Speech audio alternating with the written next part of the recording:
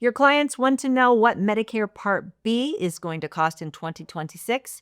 And for the next 6 months, you're going to say, I don't know. It's not final until typically in mid to late November.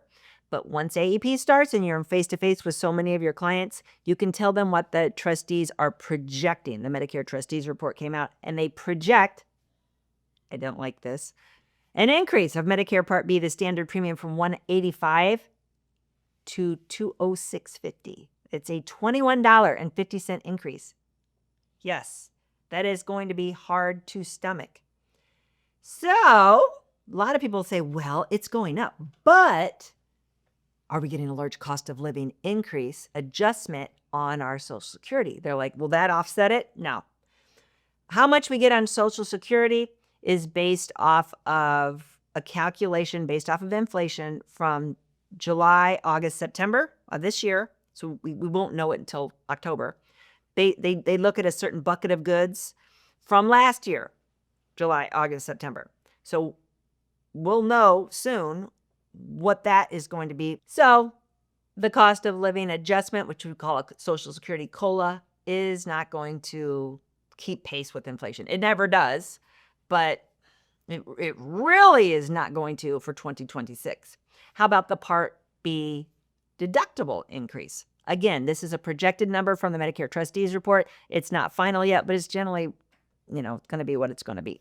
So right now it's $257. It's going up to $288. That is projected. What is currently final? We do have some things that are final.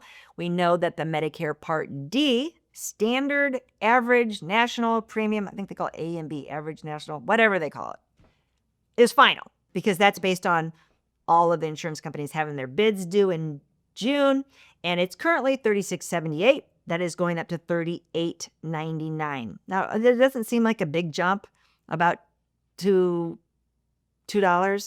but for years, it was the same. It was like right at $32. Now, that's another whole video where I talk about the average national price for Part D, because it's not the average national price.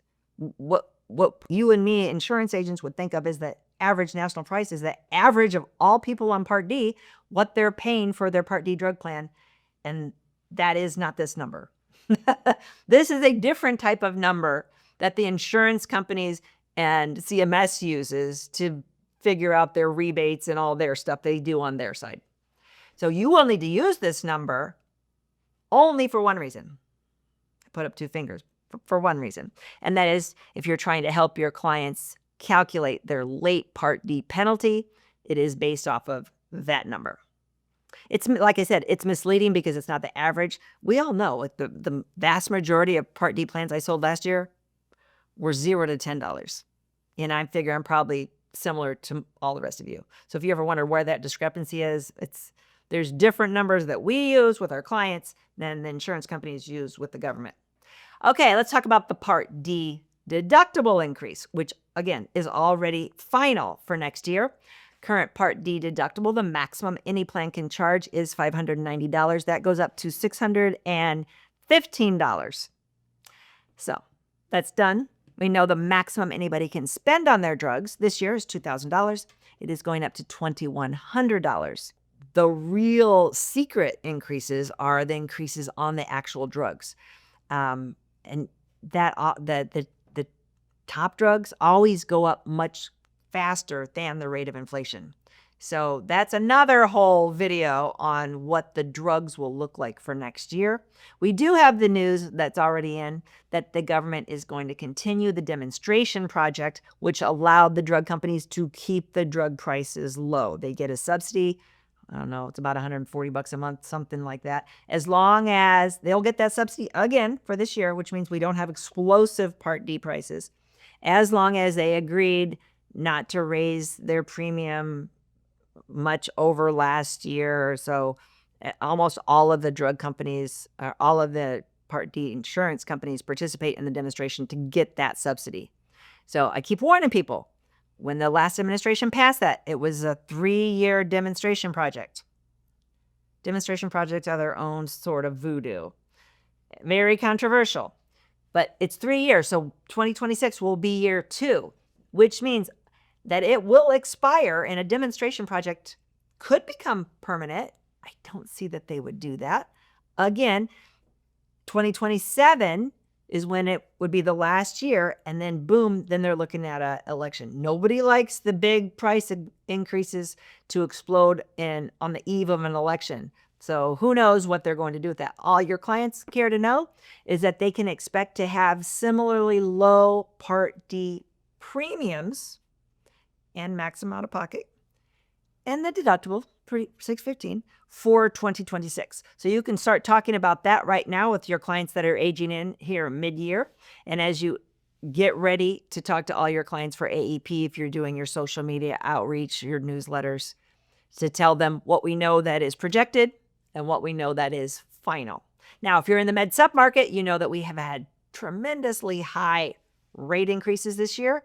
And a lot of people were caught off guard. They did not realize that some of the carriers have switched from a 12-month annual rate guarantee to no guarantee.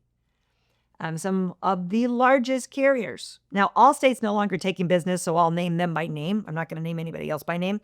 But Allstate didn't have a 12-month rate guarantee, as didn't some other carriers. Now, there's some that still do. And some that do have a rate guarantee, they're not going to raise your rates for 1 year, don't have it in every state. So if you sell in multiple states, but like mostly in one state, you might assume the other states you sell a little bit of business in also have a 12-month rate increase or rate guarantee. Don't commit errors and omissions, malpractice, by assuming, because I'm warning you right now, a lot of companies have quietly backtracked from that. And in several states, they no longer offer that. And you don't want to be on record telling your client, yeah, your rates won't go up for a year, and they go up 2 months later. I had a lot of agent calls saying, what happened specifically in Florida? That's what happened. The rates are going up. Insurance prices are skyrocketing for a variety of factors. If you read anything from the carrier's point of view, they're saying it's because of utilization, because of loss ratio, because there was so much pent-up demand, because people didn't go to the doctor during COVID. So now everybody's going and everybody's at the doctor, and that's just driving up costs like crazy. It's a variety of factors when we want to talk about Medicare Advantage, because the star rate, they changed all the ratios on the star ratings and how they get their money, and they all got less money. There's just a variety of factors that are driving the costs up. So I don't like to give my clients false expectations. I don't like to be super depressing when I talk to them, but I don't want them to be unnecessarily rosy about the future. Because when you're sitting down with your client for the first time, they are really excited. A lot of times Medicare is much better insurance than they had at work. Or if they had the ACA and they didn't have any type of tax subsidy, they're really excited. A $257 deductible? I have a $8,000 deductible on my ACA plan. So they're in a honeymoon period. And that's great, but you got to hit them with the reality is that your plan is great. You can go to any doctor, any hospital, or your plan is great. It gives you this over-the-counter benefit and 0 monthly payment, whatever. Your plan is great. You're happy. I'm glad you're happy. It's better than what you had. It's better than what you expected. But you always want to tell them the negatives as well. And when I was in the field, I'd always say, now I'm putting on my Grim Reaper cloak, because I want to tell you your plan will go up each and every year, whichever plan you buy. Medicare Supplement, Medicare Advantage, drug plan, from any carrier. It's all going up. It goes up at different rates, but it's all going up every year for the rest of your life, whether you use it or not. You see how I paused when I said that? For emphasis, because a lot of them, they're thinking, I'm healthy. Mine won't go up. I never go to the doctor. I don't use it. Mine won't go up. So I always pause and say, whether you use it or not, each and every year. So we can have this conversation every year or every couple of years, whenever you want to review it, and we can look at all your different options. But I want to let you know right now, once you retire, basically, you're on a fixed income. You get a tiny cost of living adjustment from Social Security, but it doesn't keep pace with inflation. So you're kind of declining in income over your retirement, at the same time that your medical expenses are escalating. So I'd like to be your advisor for life. I want to be your Medicare resource. Feel free to reach out to me. Call me when you get pinched by these rate increases. And I'll work with you now and for the rest of your life to give you options. So that's one of the things I always say to my clients.